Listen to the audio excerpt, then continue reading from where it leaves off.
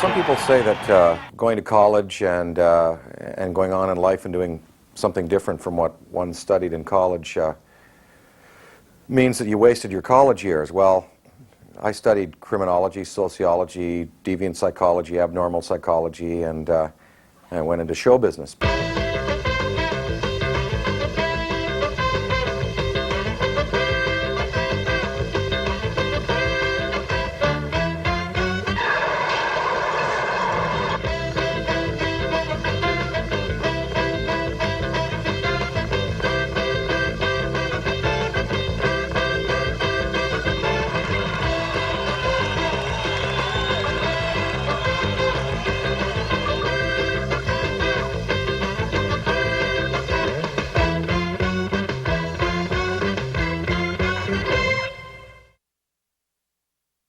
All I'm saying is, we got to figure out some way to get that money honestly. Well, that could be a problem. It's like the Penguin says, we got to make that move towards redemption. We got to go to church. You gotta make that move toward redemption. You gotta go to church. Bullshit. Come on.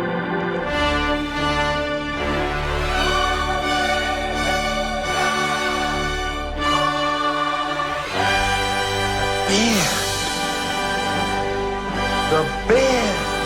Do you see the light? The band! Do you see the light?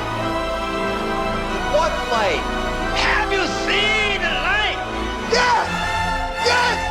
Jesus H. Goddamn Christ! I have seen the light! The club where we came up with the Blues Brothers was a speakeasy that I had in Toronto called the 505 Club, and John was up recruiting the National Lampoon Radio Hour, trying to steal talent from Second City and bring them down to New York. He managed to grab Gilda Radner. I didn't want to go because I was on a children's TV show. I had Second City. I was making more money than the Prime Minister of Canada. Plus I had my speakeasy. I had walls of cash, literally cash in the walls, from this after-hours illegal booze can called the 505 Club. And the night John came up to recruit for radio show, we came back to the blue booze can. We had a party there, and we started to play old blues records. And I had a Down Child blues band. Put them on. He said, "Who's this?" I said, "Well, this is Down Child blues band, a local blues band." He said, "You're from Chicago." I said, "John, you should know about the blues." He said, "Well, I'm into Grand Funk and Allman Brothers." I said, "Well, that's all blues." And I reacquainted him with blues, and he reacquainted me with sort of heavy metal. And Howard Shore was in the place that night. He eventually became musical director of Saturday Night Live, and we were saying, we should put a band together. And he said, "Yeah, you could call yourself the Blues Brothers." Subsequently, that's what we did. Belushi was very into heavy metal. He had his headbanging room, and they had a townhouse on 60 Morton Street in the Village in New York, and he had this like padded room. And you'd go in there, and only Michael Jackson, he's the only other person I know who plays music that loud. They'd crank up this, heavy metal stuff, and your fillings would hurt. It was like, When I was working at Saturday Night Live as an arranger in 1978, Dan Aykroyd and John Belushi came back from a weekend in San Francisco, and they had stayed up all night with a fellow named Curtis Salgado listening to blues records. Curtis Salgado was the harmonica player with the Robert Crape Blues Band. On the way back on the airplane, John and Danny came up with the idea of these two characters that later became called the Blues Brothers. Back then it was just to sort of explore the music, have a little fun with it, make the audience laugh in the warm-ups, pull off our appearances on Saturday Night Live, and kind of come off to sell these characters. But as it evolved, the mission was to reacquaint people or acquaint people for the first time with this tremendous form of American music. We rehearsed the Saturday Night Live band, and we were hoping to get this routine on the show. The fact that John and Danny were so popular, they were heroes already with the public. We wore the suits for a couple of occasions, then we took the act to the show as a warm-up act. The timing was right. The public was behind these kids from the get-go. Once we got the show, we started to play around on weekends. We played at the Lone Star Cafe. Our backup bands at one time were like, Willie Nelson's band and Room Full of Blues, Duke Robillard's band. And we got letters and cards and phone calls, which led to another appearance of the Blues Brothers. Then we put it on the show with Carrie Fisher's guest host appearance, and with Steve Martin subsequently, and then Steve Martin asked us to open for him at the Universal Amphitheater. When we looked into the crowd at the beginning of the show, Jack Nicholson, it was like the who's who of Hollywood, all with their dark glasses on. Nicholson was right in the first seat, and he had his shades on, you know, and I looked over and he caught my eye and he lifted up his shades. Lowered his shades, you know. Cool. No one was prepared for the phenomenal success that the Jake and Elwood suddenly had because they opened for Steve Martin at the Universal Amphitheater, and then an album was made of that. And that album was so, I think to this day it's the highest selling blues album, which is pretty bizarre. We came along at a time when there was a real sort of lull and a dip in American music tastes, and you know, the sort of one fad was going out and people weren't really sure what the next fad was going to be. It was black music. It was blues and rhythm and blues.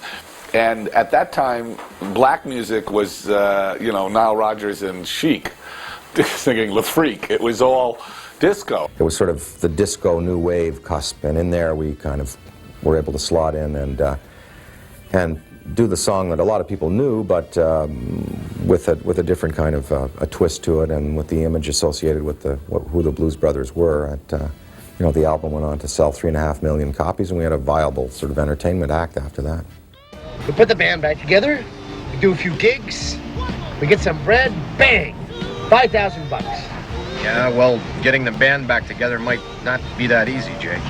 Well, the band itself had basically been assembled already by Dan Aykroyd and John Belushi, and really by Paul Schaefer. John Belushi and I handpicked this band 20 years ago. We started to play with the Saturday Night Live band, and Bones Malone was there, and Paul Schaefer, and Bones said, hey, you know, have you ever heard of Steve Cropper and Duck Dunn? And well, I hadn't really heard of them, but I knew of the Stax Volt movement in the 60s in Memphis. A buddy of mine used to call me, and usually if I was in the middle of mixing or overdubbing or something like that, they'd say Steve is busy and he can't come to the phone right now, and I'll leave a message.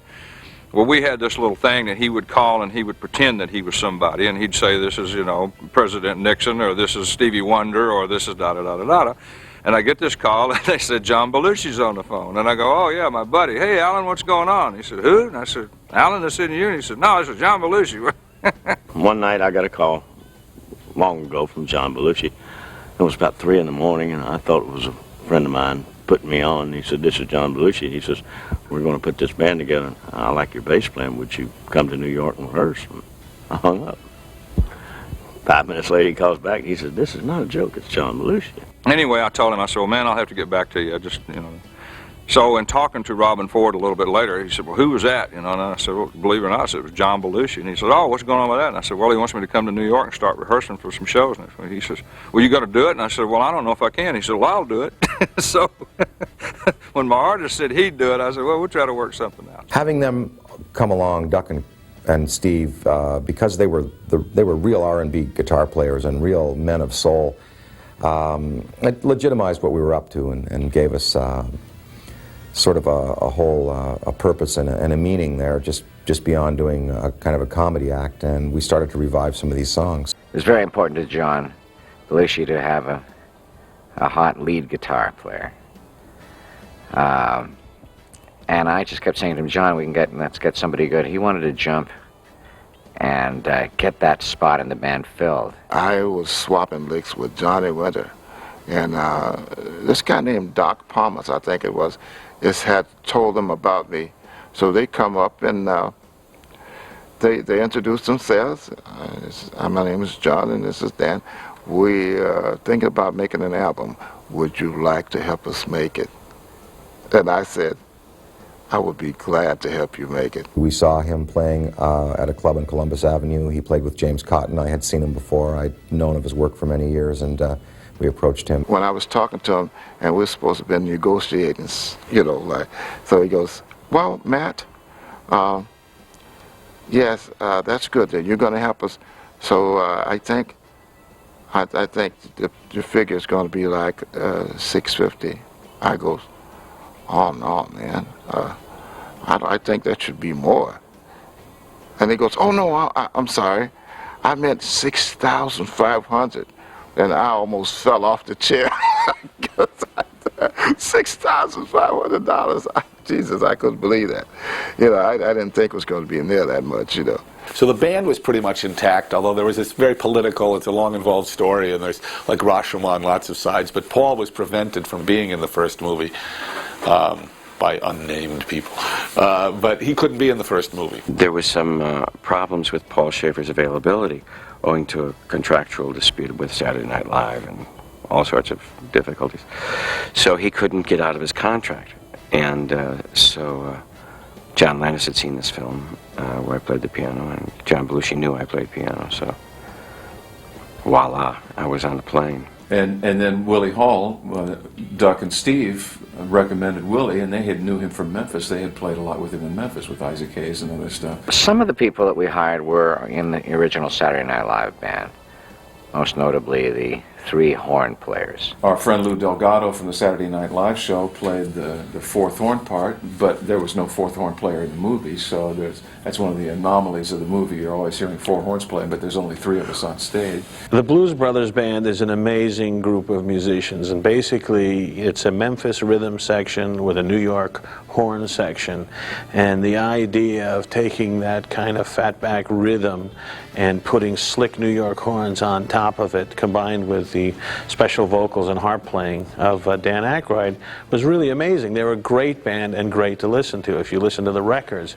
you can hear them doing great stuff. The guys in the band are some of the most accomplished musicians you'll ever come across in your life. We recognize their talent, their abilities. They recognize that although we were not the greatest vocalists slash harp players, we weren't the greatest frontmen, we provided an energy and we provided a package for the band and sort of an enclosure to reintroduce the world to a lot of this music. Danny's a maven. I mean, he's a real, not only a true fan, but an expert in blues and rhythm and blues, and has a real passion for it. I used to get more people, interviewers and you know, fans as well, going, well, what's the thing on John Belushi and Aykroyd? They really can't sing, can they? They really can't. I said, I mean, as far as I'm concerned, I think I'm a fairly well qualified musician. I've been a producer for so many years, and I said, I think he sings a lot better than some artists that are out there. If you had heard John Belushi at rehearsals like we did, I mean, I have some cassettes at home of the original rehearsals, like little pieces of it. He was good, man. This guy had great time. I think he was a drummer. He had such a love for it, and he played drums in a band. I mean, he kept decent time. He had his rhythm down. You know, he never missed a step or a cue. We tried to, you know, pick blues songs that weren't Delta blues. We've never been a Delta blues band, and Delta blues is the primitive rural blues. We were always a Chicago electrified urban blues band fused with the Memphis Stax Volt movement. And so I think what we try to do is represent that in the movie as the best way we could. The creation of the mythology of these characters has been very strong, very successful. I mean, to the point where it's kind of scary, where I meet people who tell me, you know, Jake and Elwood Blues are these, you know, legendary blues artists, and I think, uh-oh. We put together what I like to call the, you know, the 3rd greatest rhythm and blues review in the world. The first being James Brown, the second being Tina Turner's, and the third being us. First you trade the Cadillac for a microphone. Then you lie to me about the band. Now you're gonna put me right back in the joint. They're not gonna catch us. We're on a mission from God. Well, me and the Lord, we got an understanding. We're on a mission from God. Would it make you feel any better if you knew that what we're asking Matt here to do is a holy thing? You see, we're on a mission from God. We need this gig. We're on a mission from God. When Judy Belushi and John and I come up with the sort of the backstory and the concept of the Blues Brothers to as sort of filling in our own conceptions of who they were and where they came from after the first album came out, I remembered all that stuff from Crim and sat down and kind of used it in creating the profile of 2 guys who start out basically in an orphanage and homeless and end up in a life of crime because they never really had a family, and that's a lot of criminals. Most of your criminals have that as an origin. Danny had said, thinking of all these adventures for the Blues Brothers, they had a big life, and it sounded great, and so we made the deal at Universal Studios. And Danny went away to write. I really didn't know how to write movies. I didn't know anything. I don't think I'd ever even seen a screenplay. I was told that most screenplays were, you know, 120 to 150 pages long, but when I sat down to write The Blues Brothers, there were so many descriptive passages in there, just paragraphs and paragraphs of shots, of concept, of ideas, of descriptions, and eventually it just kind of ballooned up. The thing about Dan Aykroyd, he's a marvelous writer, and what he has that's really great are ideas. His conceptions are so strong. I had the idea that, well, what I'll do here is, since there's no way I could get it all into one movie or one script, I figured, well, I might as well get all of the knowledge that I have about the Blues Brothers, all of the conceptions, John's input, my input, Judy's input, and put it all in one volume, even though it would be prohibitively long. And I figured, devise the method of writing actually 2 scripts at one time. Dan Aykroyd had written actually a 324-page script that actually had a story for recruiting each member of the band individually. Now that script, which by the way was delivered to me in the covers of the Valley Yellow Pages, because it was as big as a phone book, so I think Dan Aykroyd tried to take a little of the sting out with a little humor, actually making it look like a phone book. Dan Aykroyd had really written an incredible tome about these 2 guys, and John then took it and edited it and tried to make it into a screenplay form, which was actually something that he could shoot. I thought, there's no way to shoot this. It was pretty incoherent, but it had great ideas and epic characters and a real respect for the music, and it was pretty, it was big. It was big. When I handed it in, I didn't know what Landis was going to do with it or how he's going to manage it down, but he was an accomplished filmmaker. He had written scripts before, and he was able to take it and distill it down to an actual form of screenplay at 120 pages. We started shooting before we had a finished screenplay, really. Won't you welcome from Calumet City, Illinois, the show band of Jolie and Jake and Elwood Blues, the Blues Brothers.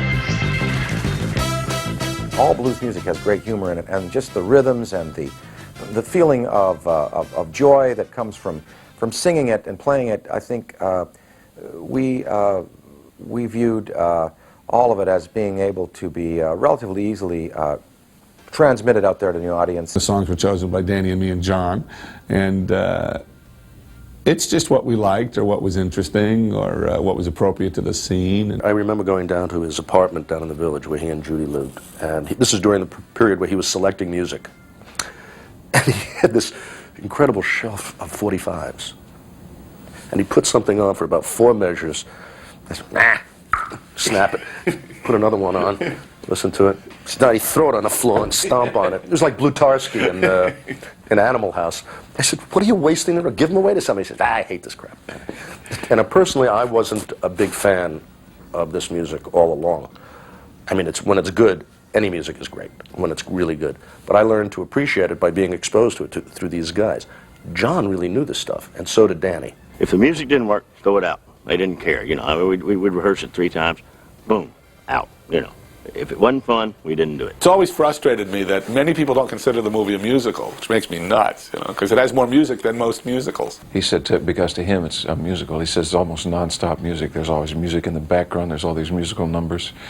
And he really felt that he was directing a musical. That's the way he looked at it. I have a great love for the classic Hollywood musical. Musical comedy is an American theatrical form that was, you know, it's ours. I knew the action part of it, but to me, loving old Hollywood and old Hollywood musicals, that's what I kept visualizing. It's almost like a camouflaged musical. Musical usually means that main characters break into song to express emotion, and that doesn't happen in this. It was a new kind of musical. It was absolutely, it was catching rhythms of life in the city and the times. The musical numbers in the movie were kind of the crown jewels of the piece. The shoe leather that got you from one musical number to another was something that we always tried to keep to a minimum so that we could get into the great musical numbers that were the set pieces, if you will, in the movie. There was an attempt to do every kind of performance. By that I mean like operetta, traditional musical comedy, which is an American form, where people are talking and then they burst into song, but the song furthers the plot. I wanted to do that, I did. Then there's performance numbers when you're on a stage performing, so I did that too. I did every kind of number that had been done in a film up to that time, so that was the intention. He's not denying that they're car chases. Of course they're car chases. But there was a rhythm to them. They were musical numbers. They were production numbers. And if you just listen to the scoring and look at what you're seeing on the screen, those cars were dancing, baby. Those cars were dancing. You know, the hard thing in a musical is getting a number that feels organic, that doesn't feel like a sudden departure in the picture, and I think we were very successful with most of the numbers in the Blues Brothers. Musicals are inherently expensive because of the recording and the music. It's much more expensive now because of what's happened to buy a song now is much more costly. I mean, in Animal House I paid $2,000 for a Sam Cooke tune. Now I pay $60,000, $70,000 for the same piece of music. I only remember one problem, and that was with a song called Sweet Home Chicago. Come on, baby, don't you wanna go back to that same old way, sweet home Chicago. I was waiting to hear from the studio who owned that song so we could negotiate the publishing rights and so forth, and I wasn't hearing anything, and then I got a memo from a guy here at Universal that said they weren't sure, and so I did a little research on my own, and it turned out that, well, MCA owned the rights to that music, and so I let the guy know, and after an embarrassed phone call we had the rights to that song, but pretty much it all was fairly easy to get. I hired this man Carlton Johnson, who used to choreograph the Carol Burnett show for years, very talented choreographer. He's passed away. Carlton was a very traditional kind of corny, you know. He was great because he had to work with a variety of acts, the different guest talent that we had in the movie, and work with John Belushi and Dan Aykroyd. John and Danny aren't real dancers, therefore I won't use real dancers. So Carlton Johnson, our choreographer, was told, I want amateurs only. And so I shot several numbers in Chicago, and by the time I put them together, I thought, ooh, that was a mistake. So when we did the church scene, we brought in professional dancers. Like Shake a Tail Feather, all amateurs in Chicago. The Ray Charles number was big in that we were out on the streets of Chicago. We even had people dancing up on the elevated, up on the train. So that was tough. When we shot the outside of Ray's Music Exchange with the hundreds of people in the streets dancing, it was freezing cold. I mean, freezing, and yet the sequence takes place in the summer.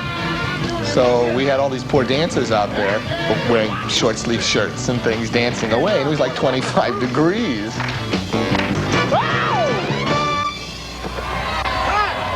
Essentially, all of the moves in the movie are Carlton's, and some of the moves that we used subsequently in the act when we went on tour were Carlton's. And as I do Everybody Needs Somebody Loves Today and Soul Man, we still do some of the moves that Carlton taught us, you know, today. Then it came about, you know, we wanted Aretha Franklin, we wanted John Lee Hooker, we knew we wanted Ray Charles, we wanted James Brown, and fortunately for us, but unfortunately at the time, except for Ray Charles, most of these people weren't working. So it was easy to get them. You called up and said, hey, you want a job? They went, please.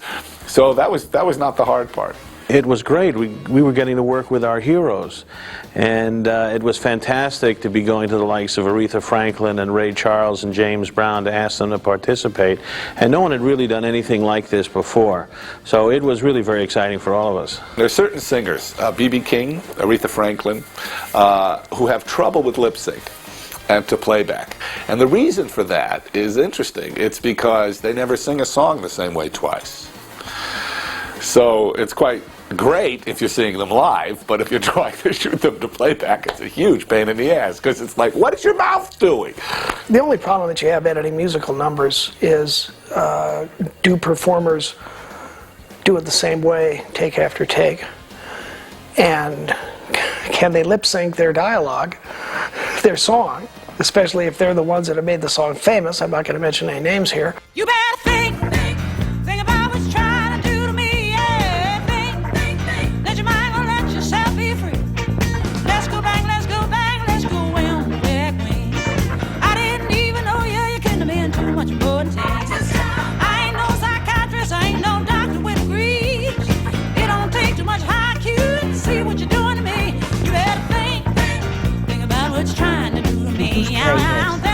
Americana. Let your mind go, let yourself be free. Oh, freedom, freedom, freedom, freedom, that freedom, freedom, freedom, freedom, freedom. They were not easy numbers to cut. Lots of takes, lots of different camera angles to choose from. Performance variations. It was. Those are hard days to shoot those scenes, and I think they looked. I think they looked pretty good. One of the reasons it's so choppy was because Aretha couldn't lip sync correctly, and the other was my fault. Is I was doing jokes that were not amusing to anyone but me. I have a shot where you see Blue Marini in the background, and he's framed so that you're cutting him here, which I found terribly funny, but everyone else went, "That's weird," you know. So it's like. I remember getting criticized in a review by Janet Maslin that in one of the shots, or a couple of the shots that I had picked in the diner, Blue Lou, the saxophone player, you only see his legs because he's jumped up on top of the counter. And they complained about, she complained about how badly this was done and we shouldn't have used this shot and all. But, you know, it just seemed to work when we were doing it, but I guess everybody has his opinion. So I go to see the Aretha scene, and half the scene, I'm dancing, and I'm cut off from like here. You don't see the top of my head, you know? And so when I came back, Landis says, "How'd you like the scene?" I said, "It sucked." He says, "What are you talking about?" You know, I said, "It sucked." I said, "I busted my ass to learn this dance sequence and to play at the same time, and half the time you can't see my head." And so Stephen Katz says, "Well, Lou, you signed up for a lot of money and a little head, and that's what you got." And now, people, when I woke up this morning, I heard a disturbing sound. The James Brown scene that takes place in the church, you know, we found that James couldn't sing the same way twice.